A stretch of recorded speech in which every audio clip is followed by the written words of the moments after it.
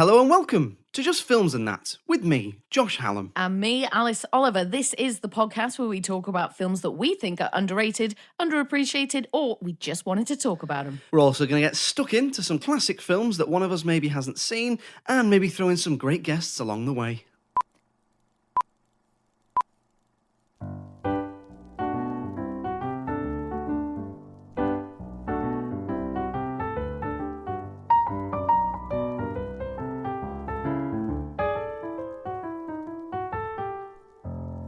So we'll start, as we do every week, with a completely random question. Alice, another food one for you this week. Starters or desserts?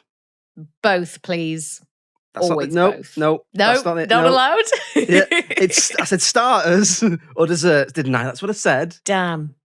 You know what? It's tricky because I always go into it thinking that I can hack both.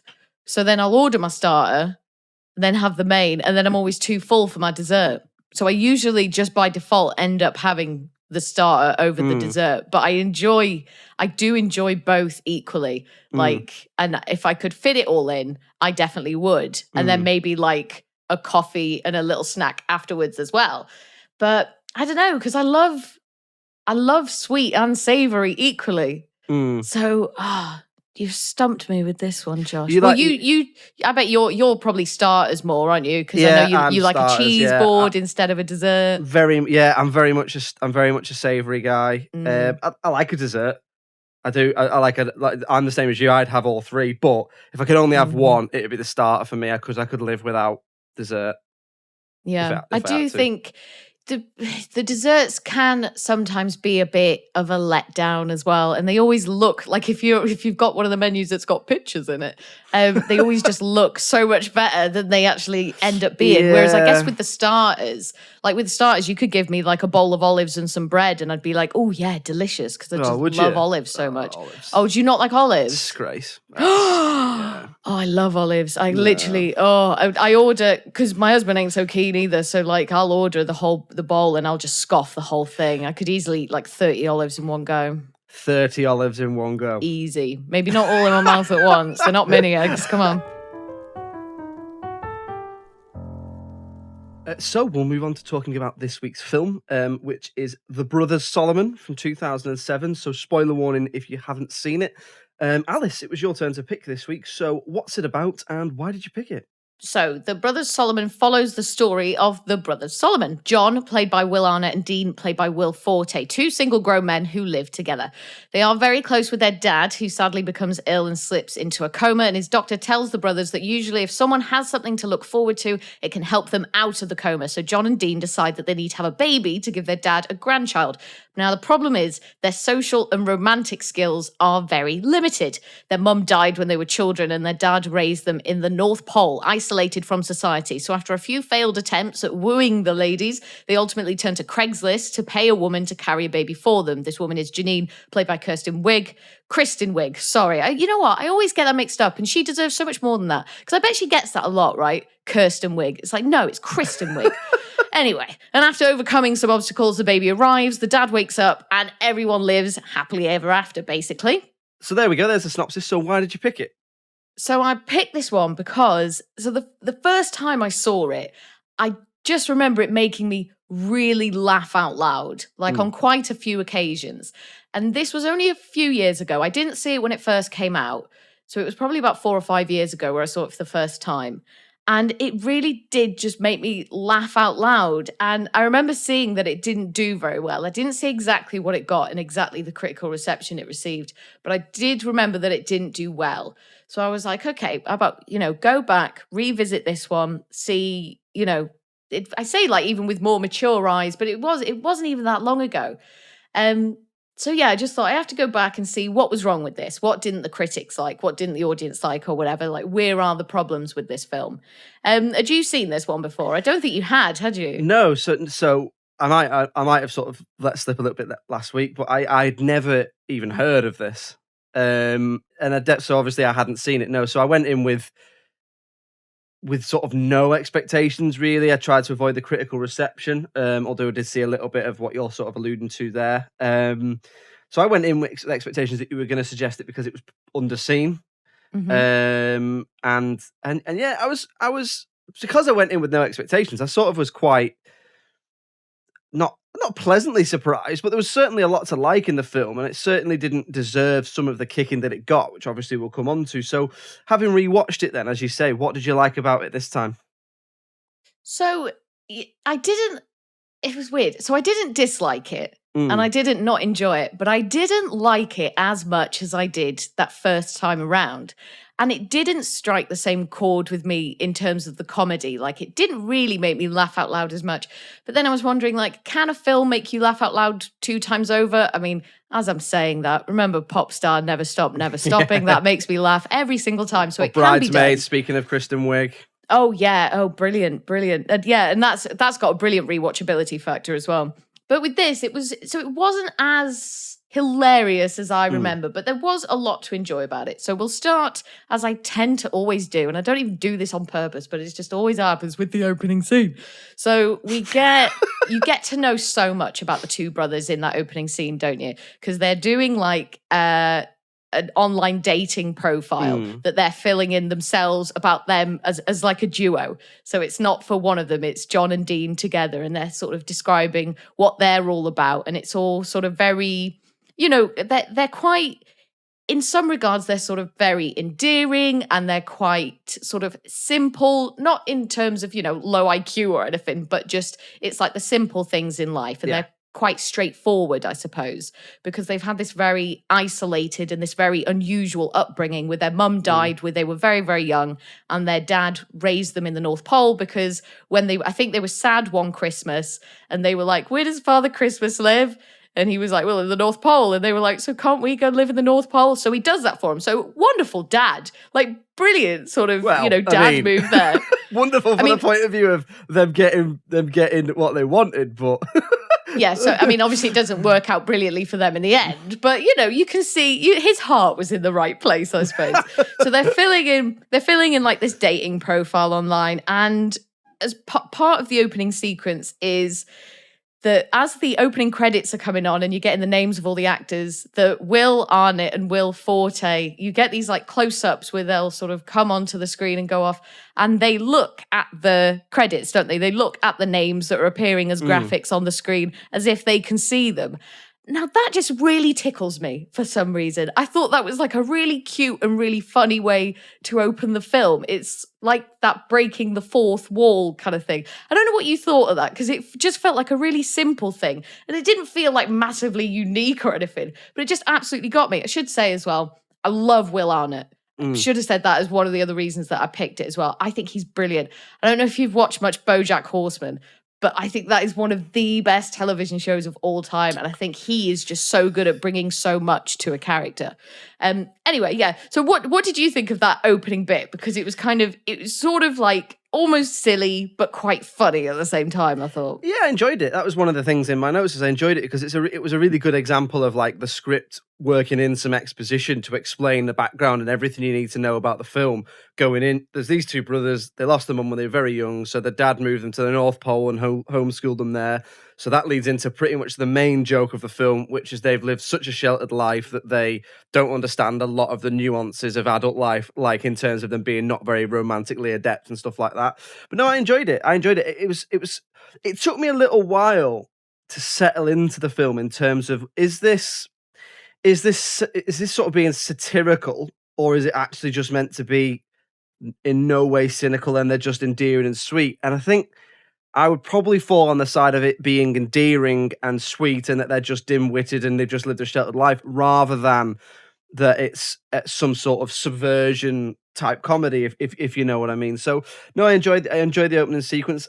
Similar to what you said there, I love Will Arnett. He's very, he's great in BoJack Horseman. He's also fantastic in Arrested Development. He's pretty much he's in at least one episode of like every massive sitcom in the States, isn't he? And he's definitely in Parks and Rec, and he's in other stuff as well, as, like I said, Arrested Development. Oh yeah, he's in Parks and Rec. He's that doctor that gets Leslie to go for an MRI and stuff.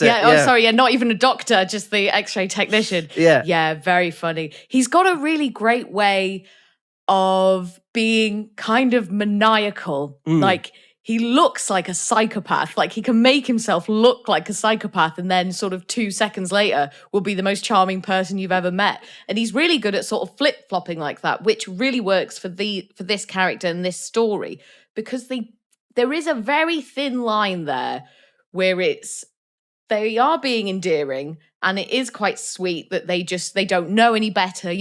It's almost as if that they've seen certain romantic gestures and romantic scenarios in films and on television, and they think, oh, so if I do this is how I get a woman. But then it's also like, it's quite creepy at some points, and it's got real, like, but I'm a nice guy energy. Like, near the beginning, they're at the grocery store and he pays for a woman's groceries. And he's like, well, now you owe me something because I've paid for your groceries. And it's a bit, it makes me a little bit uncomfortable. But it feels like, because of what he's been exposed to, and because he's never had any real life relationships to sort of learn from, that's how he thinks he needs to get a woman. But there's lots of that throughout, isn't there, with these different scenarios where they think if you behave like this, then the women will just fall at your feet and fall in love with you. And when they don't, they get a bit put out from it. Yeah, I think that's what I meant by it took me a little while to adjust to the style of the film, because it does start with them, and it's a bit like you say, they're trying to chat women up, and they're doing it by doing stuff like just buying their shopping. They're getting to the till and buying their shopping and being like, so I've paid for your shopping, so how about I help you take it to your car, sort of thing. And obviously, normally when you see that in a film, it's sort of a slimy, or it's like almost like a Johnny Bravo style, having no idea how to talk to the opposite sex or someone you're romantically interested in any way. But then as it goes on, you realize that they're just essentially children in grown men's bodies. And it's not that they expect anything in return. It's that they think they're being nice. But it took me a little while to, I suppose, make my mind up on, well, which is it? Because I suppose if you look at other films that this is like something like Step Brothers or Dumb and Dumber or something like that, where you have this sort of lovable but a bit stupid and a bit, a sort of man-child type lead character or characters. Normally there is maybe a little bit of an undercurrent of cynicism. They're always trying to get their own way or that sort of thing. And it's you have to sort of make up your mind early, I think. So that's the only thing I really struggle with. But eventually they do a good job of leaning into that and leading into the childishness, and sort of you realize, oh, they're just sheltered. They just don't know what they're doing. But it did take me a little while to adjust and sort of make up in my mind. I think one of the main highlights for me was the script. So it's written by Will Forte, isn't it? Who is Dean? And I've not seen him in that much. I know he's in Booksmart, and I know he's sort of quite a well-respected comedy actor and writer in Hollywood, because I think he's got a sitcom called The Last Man on Earth, something like that. I think it's meant to be really it's quite good. I've never watched it, but he wrote the script, and as well as playing Dean. And I think what's interesting about the script is that they clearly try and experiment with loads and loads of different types of comedy. So there is the silly humor, like we talked about. There's just loads of jokes about them being brought up really sort of sheltered and being like adult children, I guess, if that makes sense. But then there's also things like, there's a bit of gross out humor that again comes from them not knowing what they're doing. There's cringe comedy again that comes from that. A lot of it is quite surreal. It's quite cartoony. And then you've also got, standard things like just actual jokes and slapstick as well in there too. So it was interesting to have a film, a comedy like this, which tried loads and loads of different things. Not everything worked, but it was quite nice to have that variety. What did you think of the script? Well, it's very interesting the way that you've put that, because one of the things that I feel like I did observe this time around is it felt as if it was almost a sketch show, and every piece was a sketch. Like, every time they were in a new location, it was almost a self-contained sketch where, someone does something, here's the funny reaction, and now here's the outcome of that. But then umbrellaed, obviously, under the whole film. So it's like this collection of sketches, but like you say, it's like testing out all these different types of comedy, and it's like, what can we do? How many different jokes can we make in how many different ways? So I think that's a really interesting way of looking at it. I really did enjoy. And sometimes it's hit or miss with things like this. It can be really annoying in a film or it can be really funny. But the overuse of St. Elmo's Fire, the song, just all the time, like when something great happens. So I think the first time we get it is when they're doing a dressing up montage. What are they about to do? Are they about to go out on dates? I think and so. They're in their closet and they're trying on loads of different outfits and St. Elmo's Fire is playing in the background. And you get it a few times. And then later on, because Dean and John have a falling out, what exactly do they fall out about? Can you remember? They have a fight, don't they? And John sort of moves out and then comes back. But they're so angry at each other, and John drives off and he's, angry driving and stuff. And you've got this St. Elmo's Fire really slowed down, like this really sort of beautiful, moving piece of music. And that was just a nice contradiction to how they've used it throughout the rest of the film. Yeah, so I think they fall out because Dean tells John that he heard their neighbour, Tara, who's played by Malin Ackerman, that basically slagging him off and saying she doesn't like him, and John is a bit deluded and won't have it, and they just have a fight. I think it sort of builds through the film anyway. Yeah, because he couldn't possibly imagine that Tara would think that, so he thinks that Dean must be lying. And then when you get the resolution of this, so we cut to Dean. He's just arrived back at the flat. So John has sort of moved out, or pretended to move out or storm out, and he's come back and he's in the shower, and Dean goes into the bathroom. And they have it's this really sort of emotional exchange where John's sort of sign out front said roommate wanted and all this stuff. I can't remember exactly what they say, but it's like a forced cheesy conversation, isn't it?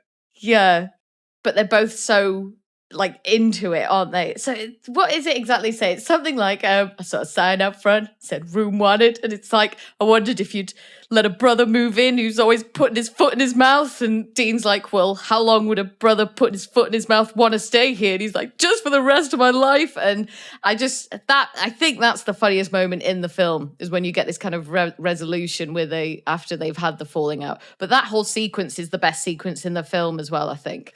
The falling out. I enjoyed that sequence, but I also quite like the big banner sequence at the end.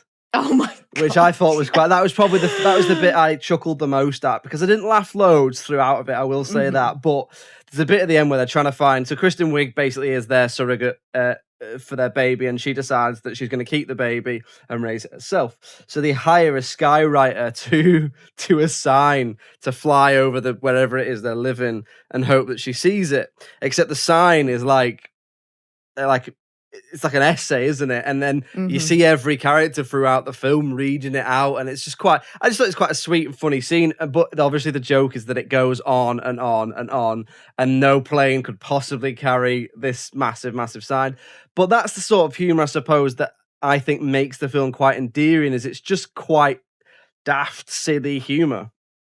It's a little bit out there, isn't it? It isn't just your standard comedy, because a lot of the scenarios are completely unrealistic. Yeah. It's quite surreal, isn't it? It's quite a surreal film. So for me, it was because it was trying all these different types of comedy, it almost didn't land on one. So it's almost like it stretches itself too thin. And it's like, maybe pick what the main joke is and what the main sort of type of comedy you want to do is, and go for quality over quantity for me, because otherwise it's a bit consistent, it's a bit all over the place. So that daft joke with the banner and with them in the shower, I thought that was really funny. But then you've got other bits as well, and I sort of, it's like it doesn't know what it wants to be. It's like there was just an oddness to it, an inconsistency that I couldn't quite put my finger on, and it was almost like I couldn't settle with the film. It's quite strange, really. It wasn't the worst. I've seen many worse comedies than this, but there was just something about it, some sort of inconsistency I couldn't quite get on board with. What about you? Is there anything you sort of didn't like about it? So it was a little bit rough around the edges in terms of, I guess, technique and and the technical elements of it. So a lot of the shots or a lot of the cuts felt almost 1 second too long. like it was like there was a little delay. So if you're filming an actor and they read their line, they'd finish reading their line, there'd be a second pause, and then you'd cut to the next actor for their response. So it didn't really flow, and at times it felt a little bit studenty. And not like it's not bad, but the cuts just weren't super sharp, I thought, and you kind of lost the flow of it, and it made it, what's the word? Jarring, you know, when it just lacks, maybe a little bit jarring, but just when it lacks pace a little bit, I guess. A little bit so slow. If you do, yeah. So say if you did compare it, and I'll stop talking about it eventually, I promise, but if you compared it to something like Never Stop, Never Stopping, that's just, you're just bombarded constantly. It's like bam, bam, bam, here's the next thing, here's the next thing. And that's not always what you want. But for something like this, because the script, like there's not layers and layers to the script, you know, the characters aren't incredibly complex and the storyline isn't, you know, it's not there to be like this complex sort of harrowing story. So the pacing just felt off, I guess, for a comedy. The other thing as well, I thought, was there was a real overuse of extreme close-ups of the actors, predominantly Will Arnett and Will Forte, so Dean and John. And that's obviously just a technique and a style choice, but you just get so many extreme close-ups, and they wouldn't be saying anything particularly dramatic. It wouldn't be even amongst something, you know, that was sad or particularly funny. So it just felt like it was shot a little bit weirdly. Yeah, I agree. I don't know if you, Yeah, I think what it is for me, we've almost both said it in different ways. I think it's that I wonder if the script is going for a really surreal type of comedy. You know, something a bit like Napoleon Dynamite, where it's this specific type of comedy, but then it's layered and mixed with conventional comedy. And it's like it's not one or the other. So there's got surreal elements in the concept and probably the way it's shot. All those close-ups, that's not a mistake. That's not an error. It's obviously trying to do something to you as the audience in terms of whether it's meant to unsettle you or add to that surrealist type of comedy. But then you've also got this idea that it's trying to be a conventional, heartwarming comedy as well. And the two don't quite match up, I think. I think that's what it might be. I don't know, what do you think? Yeah, I think that's a really good point, now that you've said it out loud. And I suppose if you watch it knowing that and trying to piece the two worlds and those two sort of different genres together, then it might hit a bit different. Yeah. But it just, like, those sort of close-ups are usually reserved for maybe like thrillers and horrors, or really, really indie comedies. Yeah, like where you really need to see the faces, and the eyes have a lot to do with it. And if it was just going for that, it would have made sense. But like you said, because there's such wacky, crazy, and sometimes gross out comedy, the two, I think, don't necessarily match that well. Weird, isn't it? It is weird. It is, because it's like you say, a lot of, I suppose I would probably say, like, lower budget films, you quite often get, if you look at, for example, someone like Taika Waititi's early work with like Eagle versus Shark, there's a lot of big close-ups of the actors because it's a really good way of telling the story if you use their expression and mix it with obviously good dialogue, because you don't have the money to do other stuff. But this seems to be that they want to have that indie comedy feeling, like something like Napoleon Dynamite, but it's still got a Hollywood sheen to it. It's got like a glossiness to it. So it's almost like they're trying to do Napoleon Dynamite meets something like Step Brothers, but it's neither one nor the other. It's not got the sort of conventions of an indie comedy, but it's also not got the laugh out loud belly laughs of something like Step Brothers, I suppose. It's weird. It's just a bit inconsistent, and it's a bit jarring, I think. And I wonder if that is what has put critics and audiences off. It's like, pick one or the other. Yeah, if you can't make that marriage work, then maybe don't do it. But obviously, you know, props for trying. Like, there's nothing, I don't mind a genre melding, like you love to see it. But I think in this instance, there was just something missing. Just something else I thought as well. There's no nuance or subtext to any of it, is there? Like there's never two things going on screen. What you're seeing is what's happening and is what is. There's no hidden meaning. There's no mise en scène choices or anything that's adding to the story, or not that I could see and not that I could analyze. I agree. It just wasn't it? I think that's what made me. That is kind of why it feels a little bit like a sketch show, and like each piece is almost like its own individual sketch. Yeah, I agree. It's like, again, it's back to the earlier point, which is that it's a comedy that is quite a high concept idea. Two brothers are sheltered and they want to adopt a baby. That's quite a high concept sort of almost mainstream comedy idea. But then it's not got any of the exploration of something like an indie comedy where you might think of something as being, yeah, it's a comedy, but it's also actually, it's exploring this side of being a human, or it's exploring this sort of social issue or something like that. And it just doesn't match up. So it lacks the mainstream conventions of a huge Hollywood comedy, but it lacks the human side of an indie comedy, whilst also trying to maintain this high concept idea, I think. And I agree with you on that one. It's neither one nor the other, so it's just a bit of an inconsistent. Having said that, let's move on to talking about the critical reception now. Now, obviously, we're here to decide whether it's underrated or underseen. And we've said things we've liked and we've said things we don't, and as we do. So I'll be interested to know where this one ranks in terms of what we decide. So, I mean, we've touched on that it didn't do well critically or commercially. How do you think, like, I suppose, just how bad do you think it is? It's a hard one, and I do hark back to the first time that I saw it, and it did make me laugh out loud that first time.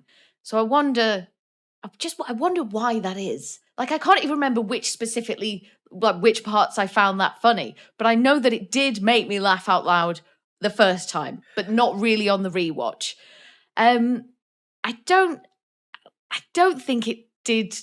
I think we know it didn't do very well. If I was going to mark it, I feel really disappointed. I'll be honest, Josh. Like, I thought I was going to come away from this thinking like, oh my God, yeah, that's hilarious. Isn't Will Arnett great and all this? And I just didn't really feel that, but I really wanted to. So I guess I'd probably sit it like on a 6, like just bang on a 6 probably. What would you give it? A bit lower than that, but not loads, maybe a 5. But certainly not much lower than that. But let's have a look then. So at the time of recording, IMDb gives it 5.3 out of 10. But Rotten Tomatoes, the audience give it 31%. And the critics give it 16%. Wow. So for me, ouch. For me, that's harsh. And I read 60. Yeah, and I read through some of the critical reception. There was just a lot of it. I almost walked out. This is the worst film I ever saw. A lot of people really slating it, but I couldn't see a lot of what they actually disliked. And I'm wondering if it is that inconsistent that we've talked about, because a lot of critics get a lot of criticism themselves for not liking comedies. And we've talked about it before, that a lot of the great so-called comedies aren't that funny, but then a lot of people will like something like Bruce Almighty or something like that. But for me, that's harsh. So look, I had issues with it. I thought it was inconsistent, but it was sort of a bit of a disposable, forgettable comedy for me, but it's not 16% bad. I've seen worse things than this. I've seen things that are sort of quite offensive, things that have a nasty streak in them, that are having and I've mentioned it before, when you look at things, when there was that string of films that came after Scary Movie that were just different genres, and it'd be like disaster movie, epic movie, other ones, and the joke would be like, oh, look, Lady Gaga. Yeah, what about her? Well, she's just there, isn't she? And you'd be like, I think they thought they were taking a piss, but they were actually just putting someone who looked like them on screen. Or you know, or there was a nasty side of like making fun of people in the media spotlight who were having well publicized troubles, like people like Amy Winehouse and stuff like that. So that for me is the real issue: is when comedies have a really nasty side to them, or they trivialize topics, or they make no attempt to connect on a human level. Whereas this, I think, it's a bit inconsistent, and I wouldn't be in a rush to watch it again. But it wasn't the worst comedy I've ever seen by any stretch of the imagination. What about you? Mm-hmm. Yeah, I think that Rotten Tomatoes score is quite mean. What was the IMDb one? 5 point. So 5.3, which is probably probably See, about what I'd say, but yeah, like I can totally understand that one a bit more, but I think that 16% is harsh, and it is like you say, because those characters aren't malicious in any way, and I think if you didn't have the backdrop of them having had such an isolated upbringing and their mum dying so young, then it probably would be all those things that you just said. Like, it would be offensive. It's like, why are you treating other humans this way? Like, this is wholly inappropriate and, you know, unnecessary. But because they've never had those teachings, they haven't had anyone there to give them those life lessons, then it makes sense that they've got those gaps in their knowledge. So that sort of saves it a little bit. But yeah, a weird one. Like, I didn't expect to come out of it feeling this way. A little disappointed. But I think that's quite weird, isn't it? Because you've obviously come out of it in your mind. You obviously thought, oh, it's a little gem, this. It's a little underseen, probably underrated gem. And I'm going to go and watch it, and it's going to be like, yeah, it's just like a heartwarming, underrated gem. However, you've watched it and you feel a bit disappointed. But I still think it's underrated, especially if we're going off the critics' score. So it's both underwhelming for you and underrated, which I don't know if that's the first time we've had that. I mean, would you agree? There was one that I was really underwhelmed by. Oh, remember All Dogs Go to Heaven? Yeah. That underwhelmed the crap out of me. but this one, you know what? This one wasn't as underwhelming as that one. So there's that. So, but yeah, I think it's definitely underrated. And I think because you hadn't seen it, Josh, and you're my benchmark for this, it's underseen as well. So that's another one for the underrated pile and underseen, I reckon. So, Josh, what are we going to be watching? What? And underwhelmed. And underwhelmed. We're here to talk about underrated and underwhelming films. Underwhelming films. That's interesting. Maybe that should be its own category. Just underwhelming films and that. Underwhelming films, yeah. Anyway, so what are we going to be watching for next week? So I thought it was about time I picked another classic. So next week we will be watching and talking about Vertigo. Oh, Jimmy Stewart? I think so, the Alfred Hitchcock one. Ah, okay. Interesting. Join us next week when we're going to be talking about Vertigo, another one of our classic films. Feel free to give it a watch in the meantime so you know what we're talking about. If you get a little chance and you could give us a little review on iTunes or share one of our episodes on your social media, it'd be very, very much appreciated. If you want to get in touch with us, if you've got a film you'd like to suggest, it's filmsandthatpod@gmail.com. We're on Twitter, we're on Facebook, we're on Instagram, Just Films and That Pod, and the website is justfilmsandthatpod.com. Alice, thank you very much for joining me as ever. Thank you, Josh. Pleasure as always. Cheerio. Bye.